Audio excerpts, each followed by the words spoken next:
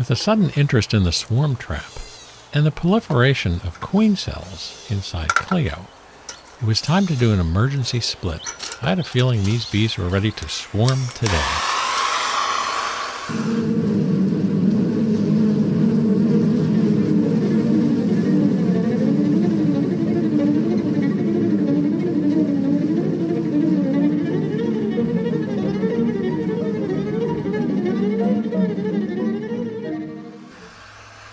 I really feel it was too small of a colony to split, but once they get this idea in their head, it's very, very hard to dissuade them from swarming. One method is you take the hive and you move the queen, some brood, and some supplies into a new hive. Okay, little girls.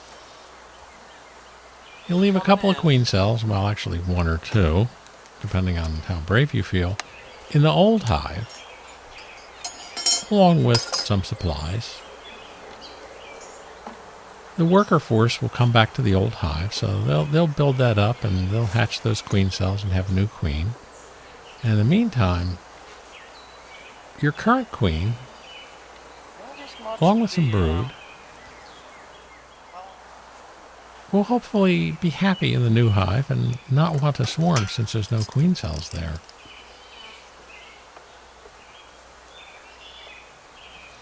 I bought this frame grabber as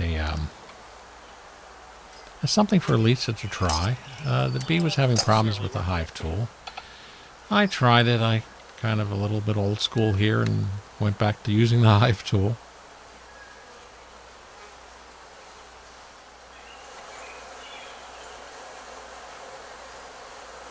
Kind of dumb moves. Get pissed off at you.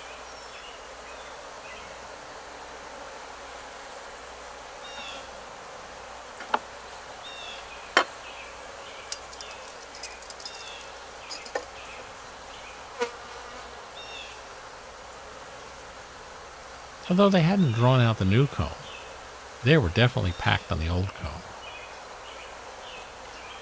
I set up 2 boxes, one that I would put frames in that had queen cells on them, and the other that I would put frames on that either had the queen, supplies, or young brood without queen cells.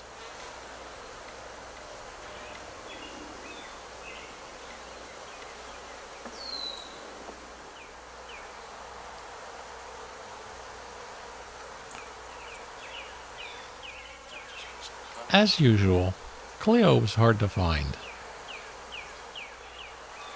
That's honey stores.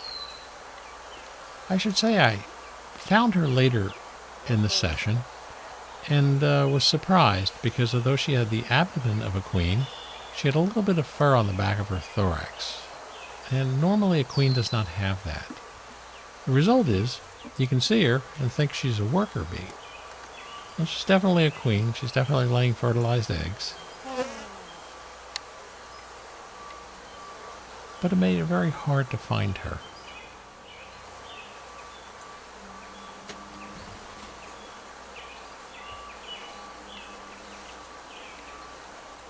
Come on, girls.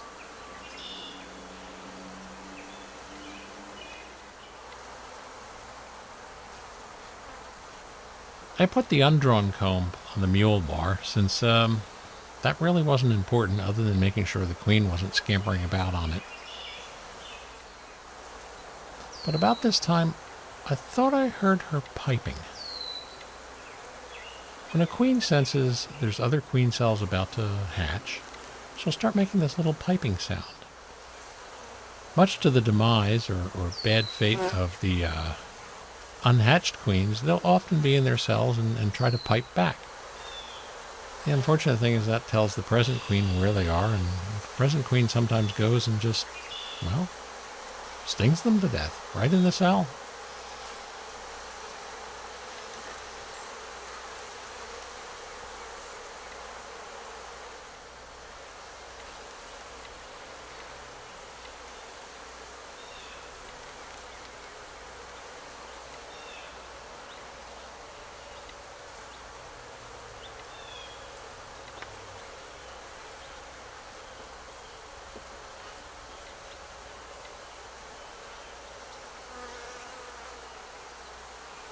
Again, I thought I heard her piping.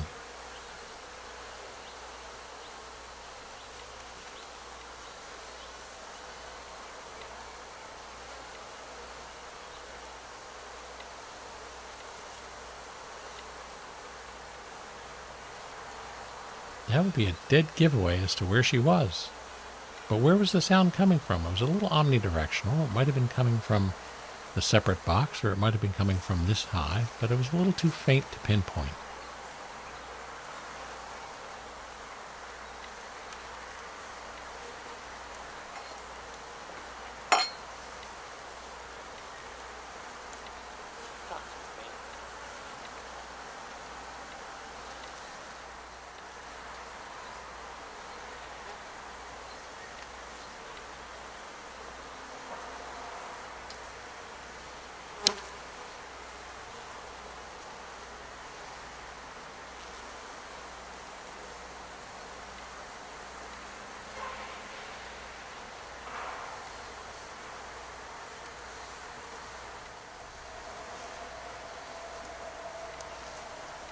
The white nuke box you see is the one that I am putting frames in that I am sure do not have queen cells on them and may very well have the queen on them.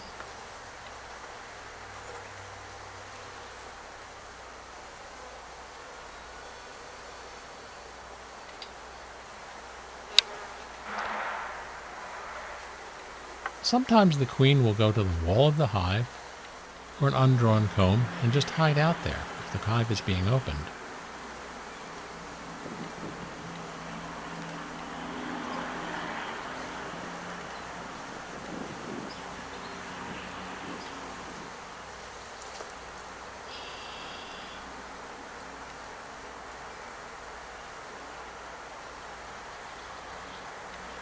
If you listen carefully, you'll hear her. A few moments will bring the volume up here so you can really hear her. It's a unique little noise. And is right up there with a fire alarm going off and that a swarm is about to happen.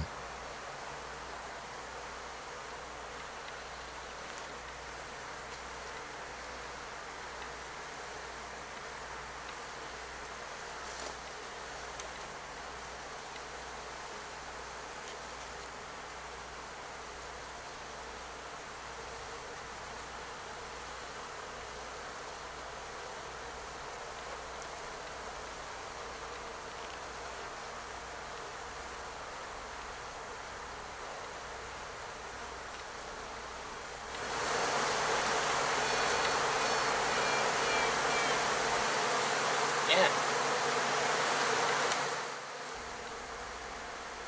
And that's what it sounds like. But I wasn't sure at that point which box I was hearing it from, and the camera was on the other side of the box, so what you just heard really could have come from either one of them.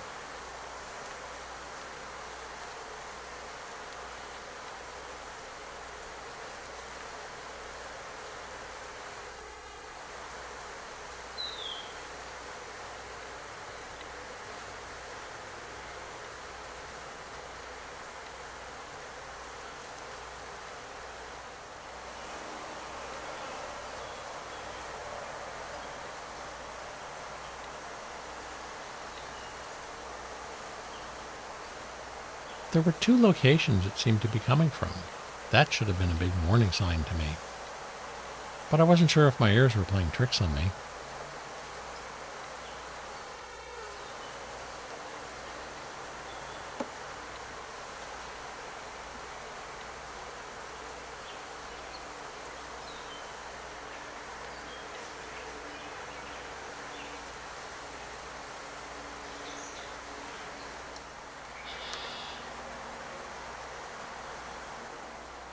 Well, it was time to put everything back together. We had done our best.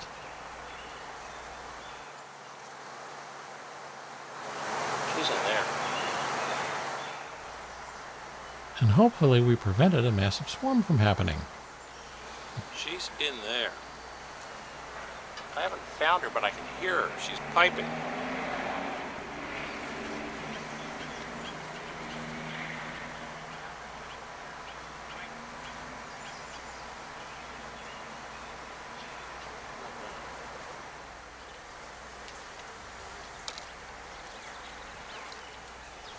that point in time, I started removing queen cells that I'd found on the other frames.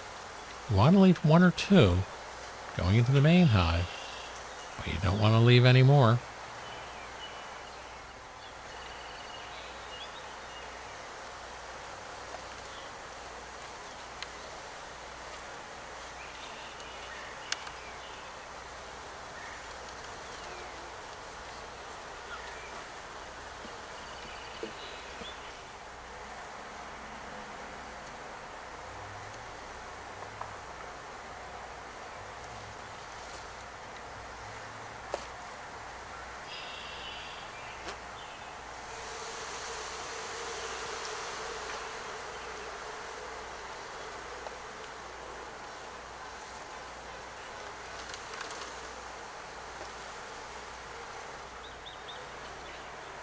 I like to try to stay light on the smoke, but sometimes you just have to chase the bees off the top of the frame so you can grab it.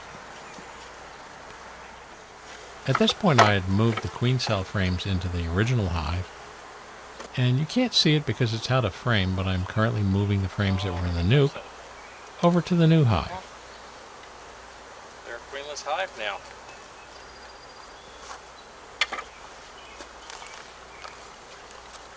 I'd been working them for quite a while, and they were starting to get a little jumpy. I'll give them credit. They put up with me a lot today. For now, I put some blank frames in there. Maybe later we'll add foundation to those, or who knows, we might end up recombining them if they swarm anyhow.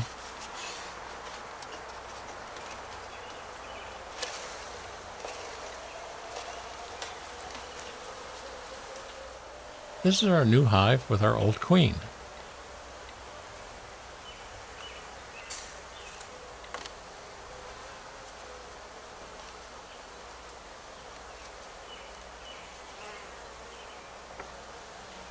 We're a little short on inner covers and outer covers, so I had to improvise with what I had laying around. So, Coco has a regular entrance reducer. We'll figure out some feed in a little bit.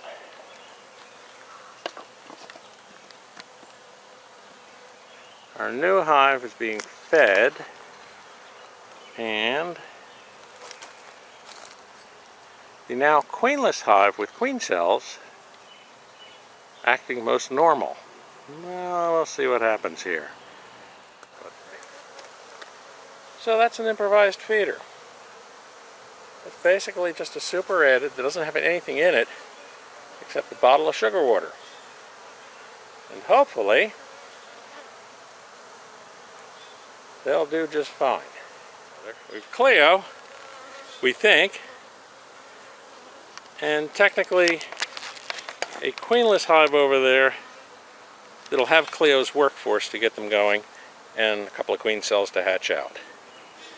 If we did everything right, we avoided a swarm.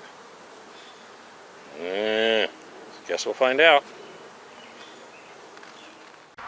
Join us next week for Oh, We Found Out.